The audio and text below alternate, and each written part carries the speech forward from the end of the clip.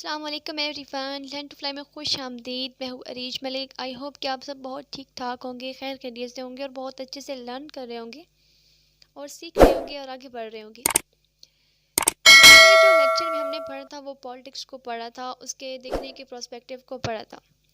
तो मज़ीद जो है हम ये देखने की इसमें कोशिश करेंगे जो पॉलिटिकल साइंस के जो मेन हम कैसे जो कॉन्सेप्ट है उनको वन बाय वन हम देखने की कोशिश करते हैं। आई होप कि ये आप सबको बहुत अच्छी तरीके से समझ आ सके और मैं आप सबको बहुत अच्छी तरीके से समझा सकूं और आपकी उम्मीदों पर पूरा उतर सकूं।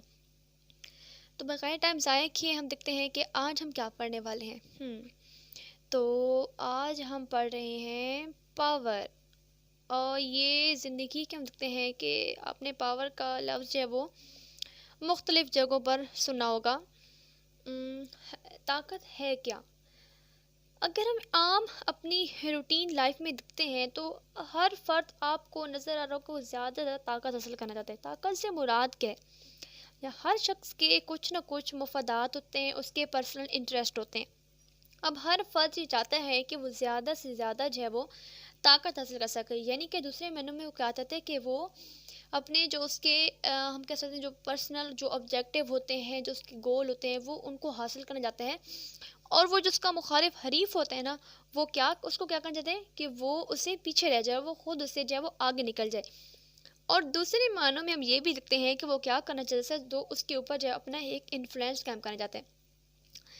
अब बकौल शख्स के ज़िंदगी की ख्वाहिश को और ताकती ख्वाहिश को एक दूसरे से जुदा ही नहीं किया जा सकता है।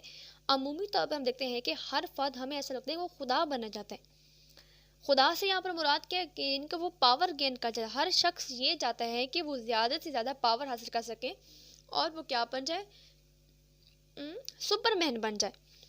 ठीक है, हालांकि ऐसा नामुमकिन है। अब कोई शख्स खुदा नहीं बन सकता, लेकिन हम देखते हैं उसके बावजूद हर शख्स की ये फितरी ख्वाहिश है कि वो ज़्यादा से ज़्यादा ताकतवर हो जाए।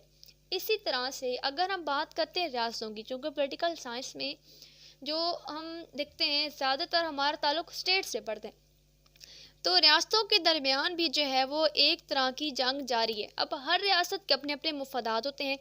अब वो मुफादात मुख्तलिफ तरह के हो सकते हैं। कुछ रियासतें जो है वो हम देखते हैं कि चाहती हैं कि वो ज़्यादा से ज़्यादा जो है वो अपना डिफेंस सिस्टम को मजबूत कर सकें। इसी तरह से कुछ रियासतें ऐसा चाहती हैं कि वो ज़्यादा से ज़्यादा ताकत हासिल कर सकें, यानी कि वो अपनी इकॉनमी को इतना आगे लेकर जाएं कि वो किसी की मोहताज है वो ना रहें। मुख्तलिफ रियासतों के अपने अपने जो है वो प्रोस्पेक्टिव होते हैं।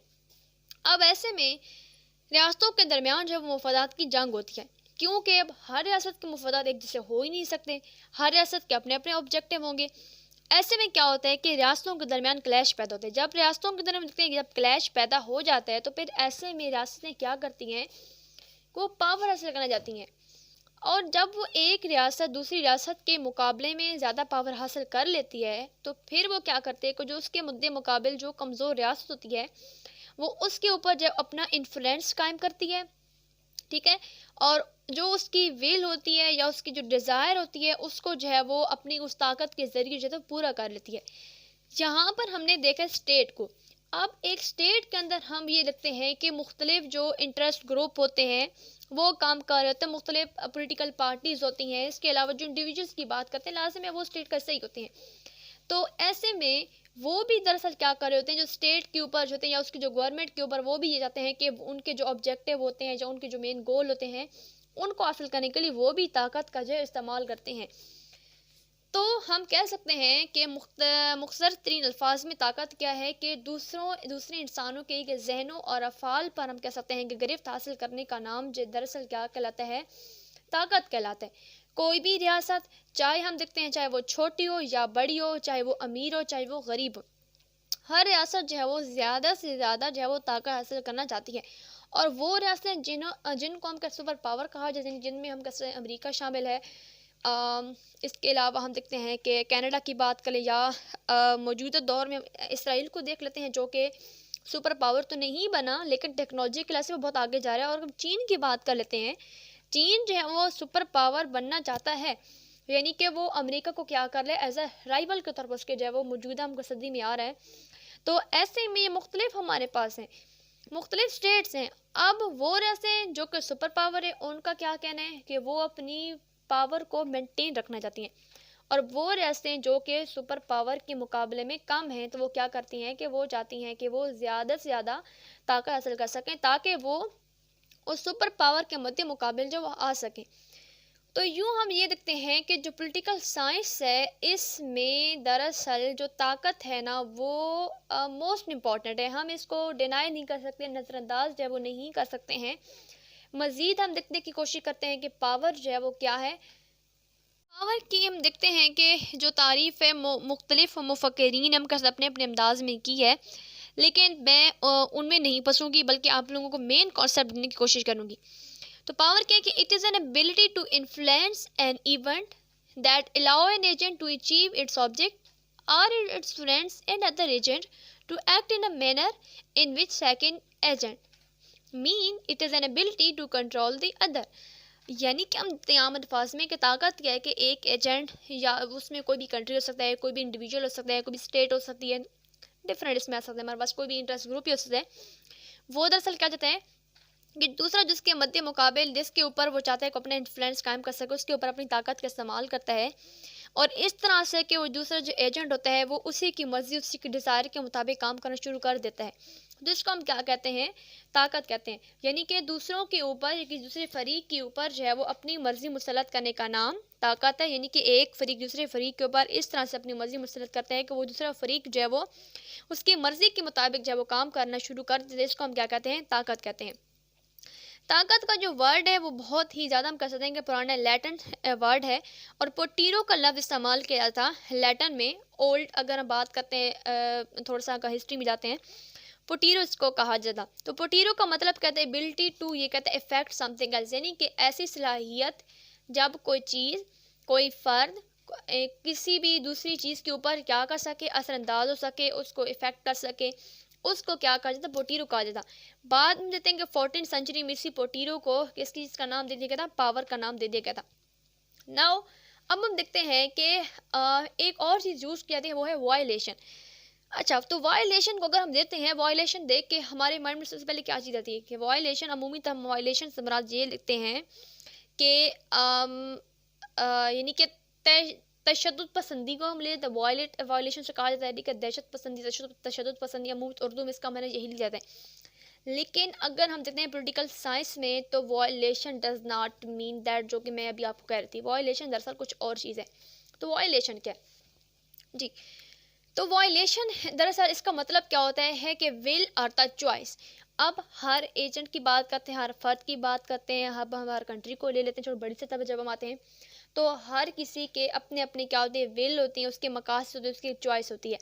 यानी कि हर फर्द के या हम हर कंट्री के अपने अपने कुछ मुफादात होते हैं और वो चाहता है कि वो दूसरे भी जो उसके मुफादात को क्या कर सके, पूरा करने के में क्या हो सके, मुआविन साबित हो सके। इन सेकंड मीन हम इसको क्या कहते हैं, पावर ही कहते हैं। इनके पॉलिटिकल साइंस में वायलेशन का मतलब क्या होता है कि पावर होता है।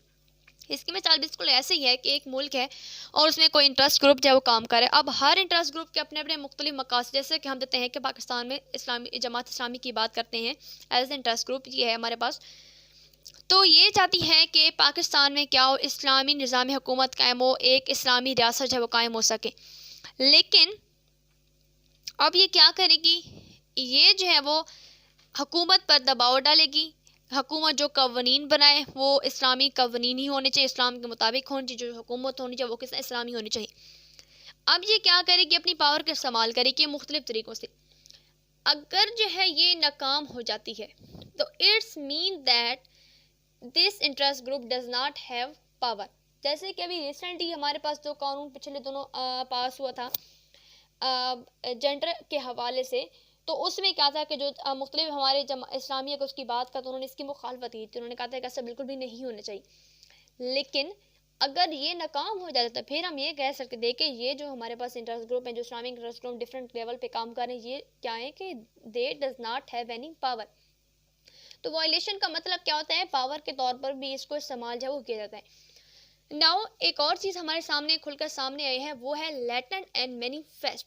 अच्छा, लेटेंट का मतलब होता है, अगर हम इसके ज़ाहिरी मानों में देखते हैं तो वो होता है इनएक्टिव, और मैनिफेस्ट का मतलब होता है एक्टिव। अच्छा जी, तो लेटेंट को हम ये देखते हैं कि अगर कोई मुल्क कोई एजेंट जो कि उसके पास कोई पावर है और वो उसको पोजेस सकता है, यानी कि अभी तक उसने अपनी उस पावर का इस्तेमाल जो नहीं किया, अभी उसके पास जमा हो रही है, स्टोर हो रही है, वो उसकी क्या कहलाएगी, लेटेंट पावर कहलाएगी। लेकिन बाद में वो क्या करते हैं कि वही कंट्री अपनी उसी पावर का इस्तेमाल करते हैं, फिर वो क्या बन जाएगी, मैनिफेस्ट बन जाएगी, वो एक्टिव हो जाएगी जब उसका इस्तेमाल करेगा, और वो दूसरे एजेंट के ऊपर क्या करेगी कि अपना इन्फ्लुएंस भी जो है वो कायम करेगी। जैसे कि बिल्कुल आम सी मिसाल में दूंगी, इसका आपको इसको समझाने की कोशिश करूंगी कि एक मुल्क है जिसके पास जब वो भारी मकदार में असला, वो मजीद असला क्या जमा करे अपनी जितनी भी उसकी इकॉनमी है उसका ज़्यादा इस्तेमाल एक है कि इसके इस्तेमाल करें ज़्यादातर, जो है वो क्या कर सकता है कि असला जो है, वेपन जो है उनको अपने मुल्क में स्टोर कर सके। अब ये क्या होगी, ये उसकी फ़ौजी ताकत कहलाएगी। अब अगर खुदा न खासा जंग हो जाती है तो वो क्या करेगा कि अपनी उसी जो है वो डिफेंसिव पावर का जब इस्तेमाल करेगा, ये क्या करेगा, उसकी मैनिफेस्ट करेगी। अब वो अब वो ये यानी कि ये असर कैसे होगी, यकीनन अगर उसके बाद ज़्यादा भारी मकदार में असला होगा, जो उसका मुखालिफ हरीफ होगा वो अपनी ज़्यादा मजबूत स्ट्रॉन्ग डिफेंसिव पावर के ज़रिए उसको हिरा सकेगा, उसके ऊपर अपना इन्फ्लुएंस कायम करेगा, तो ये क्या कहलाएगी, दरअसल पावर ही कहलाएगी। नाउ अब हम ये देखते हैं कि टाइप्स ऑफ पावर क्या है। There are four types of power: force, manipulation, persuasion and exchange. Now अब हम क्या करेंगे कि इसको वन बाय वन देखने की कोशिश कर देंगे। अच्छा जी, फोर्स क्या है? फोर्स ये भी पावर की एक टाइप है, और फोर्स दरअसल it is an exercise of power by physical mean, यानी कि ज़ाहरी तौर पर हम ये देखते हैं कि ताकत का इस्तेमाल करना क्या कहलाता है, फोर्स कहलाता है। अब ज़ाहरी तौर पर ताकत जो होती है हम देखते हैं कि मुख्तलिफ़ तरीक़ों से इसका इस्तेमाल जो वो किया जाता है, ठीक है। जैसे कि रिस्ट्रेनिंग के ज़रिए, फ़िज़िकल सैबोटेज तखरीब कारी के ज़रिए, कोई मुल्क किसी दूसरे मुल्क में बाकायदा तखरीब कारी के, जैसे कि हम इराक़ की अगर बात करते हैं, पाकिस्तान में तखरीब कारी करी है। पाकिस्तान में कहते हैं कि 9/11 के बाद जो है वो इनकी सरगर्मी बहुत बढ़ गई थी, और इन्होंने जो हम कह सकते हैं मुख्तलिफ़ तरीक़ों से हमारे मुल्क के अंदर तखरीब कारी की थी। इसी तरह से रिजल्टिंग बाज़ हमले भी किए जाते हैं, ठीक है। बॉर्डर पर जैसे हमले पाकिस्तान हम बात करते हैं, भारत की बात करते हैं, इतने ज़्यादा हमले होते हैं, अक्सर हम देखते हैं कि बाज़ ओवरसीज़ पर भी हमें करानी पड़ती है। कश्मीर के तनाज़े के ऊपर हमारे बहुत ज़्यादा आए रोज़ हम कह सकते हैं कि ये बिल्कुल आम हम कहते हैं मामूली सी बात बन चुकी है। बाज़ क्या होती है कि ब्लॉकेज नाकाबंदी भी की जाती है। सम टाइम जो है फोर्स हमारे पास फिजिकल अगर मानव देते हैं तो इतनी वायलेंस हो जाती है, वायलेंट के इसमें जो है ये कहते हैं कंडक्टिंग टू वार, यानी कि बाज़ औक़ात जब दो ममालिक के दरमियान इतने ज़्यादा क्लैशेस पैदा होना शुरू हो जाते हैं कि उनको पुरअमन तरीके से या फिर हम कहते हैं मुज़ाकरात के ज़रिए हल नहीं किया जा सकता, तो फिर क्या करते हैं कि ये चीज़ जंग की तरफ लेके जाती है। फिर ऐसे में लाजिम है कि फैसला किसके हक़ में होगा, वही होगा जो सबसे ज़्यादा फोर्स का इस्तेमाल करेगा, जो सबसे ज़्यादा क्या होगा, पावरफुल होगा। और बाज़ दफ़ा जो मुल्क में हम देखते हैं कि जो मुख्तलिफ इंटरेस्ट ग्रुप होते हैं वो अपने ऑब्जेक्टिव को गेन करने के लिए क्या करते हैं कि रिवॉर्ड्स करते हैं, बाज़ दफ़ा जब वो रेवोल्यूशन लाने की कोशिश करते हैं। अब इसमें या तो वो कामयाब से या फिर नाकाम हो जाते हैं।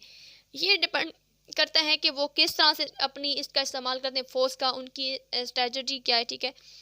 तो ये उनकी इस तमाम तरह स्ट्रेटजी के ऊपर डिपेंड कर रही होती है, उनके पास पावर कितनी है, अपनी फोर्स का इस्तेमाल किन किन तरीक़ों से करते हैं। बहरहाल फोर्स जो है वो अमूमी हम देखते हैं कि ये जो है वो वायलेंस के मानों में हम देखते हैं कि ये आती है, लेकिन ये ज़रूरी नहीं है। बाज़ औक़ात ऐसा भी होता है कि नॉन वायलेंस तरीके से भी जो है फोर्स का इस्तेमाल किया जा सकता है, और इसके ज़रिए जो हम क्या कह सकते हैं कि अपनी बात को जो है वो मनवाया जा सकता है। जैसे कि हम देखते हैं कि सीज़र चेविस की अगर हम बात करते हैं तो ये एक्टिविस्ट थे यूनाइटेड फार्म वर्कर के। अब यूनाइटेड फार्म वर्कर क्या करती थी, एग्री बिजनेस हो गए, जब पोलिटिकल लीडर जो होते हैं उनको इसने कहा था कि जो उनकी अगर हम सेफ्टी की बात करते हैं, जो वर्किंग कंडीशन रही उनको जो कहते हैं अच्छे तरीके से इम्प्रूव किया जा सके, उनमें जो कुछ तब्दील इस्लाहात की जा सकें ताकि वर्कर के लिए जब वो ज़्यादा आसानी पैदा की जा सकें।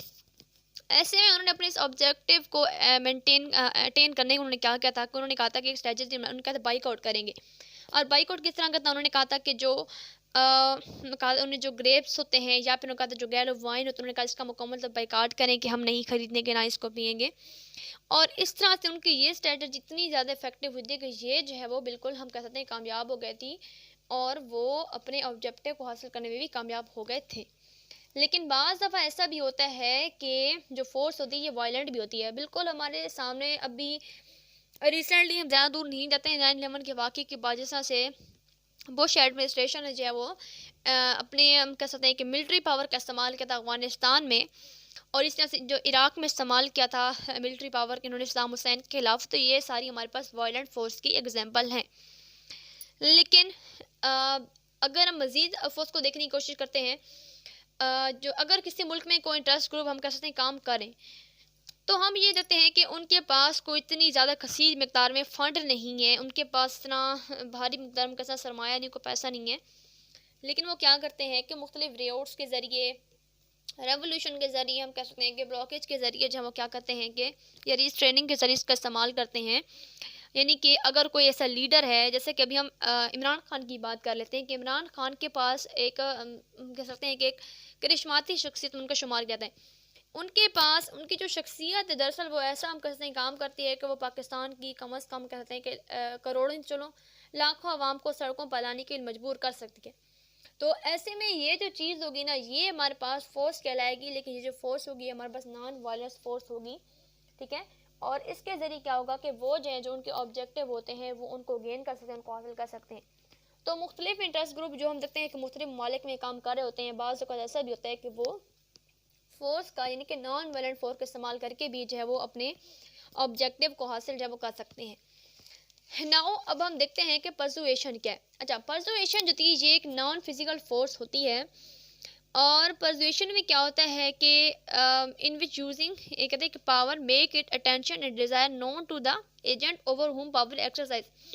परसुएशन दरअसल एक ऐसी ताकत होती है कि जिसमें जब एक एजेंट, कोई कंट्री, कोई हम कह सकते हैं कि कोई हम कह सकते हैं कोई जो स्टेट है या कोई हुकूमत है, जब वो पावर का इस्तेमाल कर रही होती है और जिसके ऊपर वो कर रही होती है, उस एजेंट को अच्छी तरीके से पता होता है कि मेरे ऊपर पावर का इस्तेमाल जो वो किया जा रहा है। अब ये मुख्तलिफ तरीक़ों से की जाती है। बाज़ वैसे ऐसे हम देखते हैं कि हुकूमत कोई पॉलिसियाँ बनाती है, तो अब यकीनन वो पॉलिसी किसके लिए बनाई, सिटीज़न के लिए बनाई जाती हैं। अब सिटीज़न को तो पता ही नहीं कि हुकूमत अपनी पावर का इस्तेमाल कर रही है, जो वो पॉलिसी बनाएगी। अब आवाम को क्या करना पड़ेगा, उसके ऊपर अमल करना पड़ेगा। अगर वो नहीं करेंगे, फिर वो कानून बनाएगी, कानून जब बन जाएगा तो फिर क्या होगा, उनको सज़ा मिलेगी।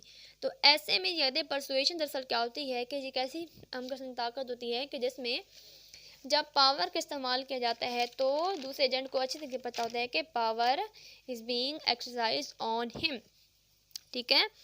हम देखते हैं कि ईरानी, अगर हम नज़ात की बात करते हैं, शिरीन एबादी की 2003 में उनको नोबेल प्राइज़ दिया गया था। और ये हम कह सकते हैं कि वकील भी हैं, और इसके अलावा एज ए हम कह सकते हैं टीचर भी हैं और राइटर भी हैं। तो शिरीन हम कह सकते हैं कि बादी को जो उनकी हम कह सकते हैं उन्होंने इंसानी हकूक़ के ख़िलाफ़ उन्होंने हम कह सकते हैं आवाज़ उठाई थी, और इसकी बिना पर उनको नोबेल प्राइज़ दिया गया था। अरियान गुलशानी जो थी, ये एक 9 साल की बच्ची थी, और उसके बाप ने और उसके सौतेले भाई ने उसको मार दिया था। ये ईरान के ही रहने वाले थे। अगर हम ईरानी कानून की बात करते हैं तो ईरानी कानून के मुताबिक क्या है कि बाप जो है वो कभी भी जुर्मदार नहीं होता, मुजरिम उसको साबित नहीं किया जा सकता अगर उसके बच्चे की डेथ हो जाती है। लेकिन इस केस में हम देखते हैं कि उसके बाप ने ही जब उसकी अपनी बेटी को कत्ल कर दिया था, तो ये जो कानून, अगर कानून की बात करते हैं तो ये क्या था कि ये इंसानी हकूक़ के बिल्कुल ख़िलाफ़ था। तो शिरीन ने क्या कि इसके खिलाफ मुकम्मल तौर पर आवाज़ उठाई थी, और उन्होंने क्या किया था कि वो आवाम को कहा तक वो क्या करें कि वो सड़कों पर क्या करें कि जो वाइट फ्लावर होते हैं उनको बेचाएं, और बाकायदा तौर पर क्या करेंगे, रिवॉर्ड्स करेंगे, और हुकूमत के खिलाफ बाकायदा एहतजाज कर हुकूमत पर दबाव डालेंगे। तो इस तरह से उन्होंने क्या थी कि परसुएशन का हम इस्तेमाल करते हुकूमत पर दबाव डालता, और इंसानी हम कहते हैं को खिलाफ उसने आवाज़ बुलंद की थी। तो ये हमारे पास ही persuasion. Now we will see manipulation. अगर हम देखते हैं कि परसुएशन और मैनिपुलेशन की बात करते हैं तो ये दोनों एक दूसरे के उलट इस्तेमाल की जाती हैं। मैनिपुलेशन का मतलब दरअसल ये होता है कि जब ये फिज़िकल पावर होती है और जिस एजेंट के ऊपर इसका इस्तेमाल किया जाता है उसको ज़रा भी नहीं पता होता है कि उसके ऊपर पावर का इस्तेमाल किया जाता है। वाज़ो हम देखते हैं कि अगर हम हुकूमत की बात करते हैं, हुकूमत कोई ऐसी जब हम कह सकते हैं पॉलिसियाँ वगैरह बना रही होती है, जब कुछ ऐसे इकदाम ले रही होती है जिनका हमें पता भी नहीं होता है, लेकिन वो हमारे ऊपर इफ़ेक्ट कर रही होती हैं। यानी कि ये चीज़ जो होती है वो हम कह सकते हैं कि जब हम इंसान ख़ुद को इतने अच्छे तरीके से नहीं जानते हैं, जैसे कि हम देखते हैं कि जो हमारे अगर हम देखते हैं कि जो सियासतदान हैं या जो हम कह सकते हैं कि जो पॉलिसी मेकर हैं, उनको अच्छी तरीके से पता होता है कि आवाम क्या चाहती है, आवाम के दिमाग में क्या चल रहा है। तो मैनिपुलेट उनको एक तरीके से हम कैसे किया जाता है, और इंसान को पता भी नहीं चलता उसके ऊपर पावर का इस्तेमाल किया जा रहा है, लेकिन ये पावर ही होती है, और इंसान हम कसने से बिल्कुल हम कसने ब्लाइंड होता है बिल्कुल। तो इसमें हम अगर मैं आपको मिसाल तो देखते हैं कि आजकल जो हम देखते हैं कि जो टीवी ड्रामास के ज़रिए या मुख्तलिफ कार्टून के ज़रिए, जैसे कि पम्पिस की बात पम्पी होगी, या फिर हम ड्रैगन कार्टून के ज़रिए मुख्तलिफ स्टोरी बुक्स के ज़रिए जो हैं ये बच्चों को दी जाती हैं। अगर पम्पिस की बात करें, पम्पी दरअसल हम कह सकते हैं कि कैसी हम कह सकते हैं कि जो स्टोरी बुक है जो कि बच्चों को दी जाती है, ख़ास तौर पर हम देखते हैं कि ये बुक्स दी जाती है फ्लोरिडा में और कैलिफोर्निया में। तो उनके शहरियों को एक सर्वे किया गया था, और फ्लोरिडा और कैलिफोर्निया के जो है वो शहरियों ने कहा था कि ये बुक क्या है, उनके कल्चर उनके ट्रेडिशन के बिल्कुल ही खिलाफ है। क्योंकि जो पम्पी है वो दरअसल उनका जो रोल है उनके मुताबिक कहा गया है कि जो पम्पी है वो क्या करता है जनाब, कि वो जो है अगर उसके ऊपर कोई मुश्किल दरपेश आ जाती है तो वो अपने गॉड के ऊपर क्या करते हैं, बिलीव रखते हैं कि गॉड आएगा वो सबको ठीक कर देगा। मुझसे अपने पेरेंट्स के ऊपर वो ज़्यादा करते हैं, हम डिपेंड करता है। खुद वो कुछ भी नहीं करता, अगर उसका बुरा होता है तो वो क्या कहता है कि मेरी किस्मत में ऐसा लिखा इसलिए मेरे से बुरा हो गया। यानी कि हम हर चीज़ किसके ऊपर डाल देते हैं, किस्मत के अगर हमारे से कुछ बुरा होता है। तो ऐसे में जो है इन बुक्स के मुताबिक जो है वो यानी कि उसको बुरा साबित किया गया, जबकि जो ड्रैगन किंग होते हैं वो तो ड्रैगन होते हैं, क्योंकि जब भी कोई मुश्किल पेश आए तो वो खुद हम कह सकते हैं तमाम तर वो हम कह सकते हैं कि वो एक शेर भी है ना कि बेखतर कूद पड़ा आतिश नमरूद में इश्क। तो वो ड्रैगन किंग भी वही होता है। ड्रैगन किंग क्या करता है कि वो जब इसके ऊपर मुश्किल पेश आती है तो वो उसका सामना करता है, डटा रहता है, और इस तरह से वो क्या करता है, वो एक किंग बन जाता है, यानी कि वो ताकतवर होता है, पावरफुल होता है, वो हर मुश्किल का सामना करता है, वो हीरो है। तो ये कहते हैं कि इस तरह से बच्चों को ये कहते हैं कि उनके ट्रेडिशंस उनके कल्चर से क्या किया जाए, उनको मैनिपुलेट किया जा रहा है, हालांकि उन्हें पता भी नहीं है, लेकिन उसके बावजूद बच्चे उनको पसंद करते हैं। तो ये चीज़ भी दरअसल क्या, ये एक्सरसाइज ऑफ पावर है, और जिस एजेंट को इसका इस्तेमाल किया जा रहा है उन्हें हरगिज़ इसका जो है वो नहीं पता है। नाउ हम लास्ट देखते हैं कि हमारे पास क्या है कि वो एक्सचेंज। अच्छा, तो अब हम देखते हैं अगर हम इंटरनेशनल लेवल की तब हम देखते हैं कि रियासतें जो होती हैं उनके अपने अपने मफादात होते हैं। अब हर रियासत दूसरी रियासत से लड़ झगड़ तो सकती नहीं है, ठीक है। अब अगर रोज़ लड़ने झगड़ने पे आ जाए तो फिर तो नौ इंसानी बिल्कुल ख़त्म ही हो जाएगी ना, फ़ायदा फिर क्या। तो ऐसे में क्या करते हैं, बाज़ ऐसा भी होता है कि रियासतें अपने मफादात के लिए क्या करते हैं, अपने एक्सचेंज करती हैं। यानी कि एक रियासत कहती है कि अगर वो उसके किसी मफाद को पूरा करेगी तो बदले में वो उसको जिस चीज़ की ज़रूरत होगी तो वो उसको पूरा करेगी। जैसे कि बुश के इंतजामिया की बात, अच्छा सिंपल सबसे पहले एक मिसाल लेते हैं, रिश्वत है। रिश्वत क्या होती है कि बाज़ जब आम सब देते हैं कि हमें कोई काम निकलवाना होता है तो हम क्या करते हैं कि अगले बंदे को रिश्वत दे देते हैं, 2005 जितना भी होता है, ठीक है, और बदले में उससे कहते हैं कि आप हमारा वो काम जो है पूरा करते हैं, वो हमारा काम पूरा करते हैं और बदले में हमसे क्या लेते हैं, पैसे ले लेते हैं, ठीक है। तो ये भी क्या होती है, एक्सचेंज होती है। अगर हम देखते हैं 9/11 के वाक़े में, तो 9/11 के वाक़े के बाद जो है अफ़गानिस्तान को क्या कहा गया था कि स्टेट ऑफ टेरर कहा गया था, और अमेरिका ने बाकायदा तौर पर जो आलमी दहशतगर्दी के खिलाफ जो ऐलान कर दिया था, ऐलान हम कह सकते तबल जो बचा दिया था। उन्होंने कहा था कि वो क्या करेंगे कि दुनिया से दहशतगर्दों का खात्मा करेंगे और दुनिया में अमन कायम करेंगे। ऐसे में अगर हम पाकिस्तान की बात करें तो पाकिस्तान को उस टाइम पे इंडिया से बहुत ज़्यादा ख़तरा था, ठीक है।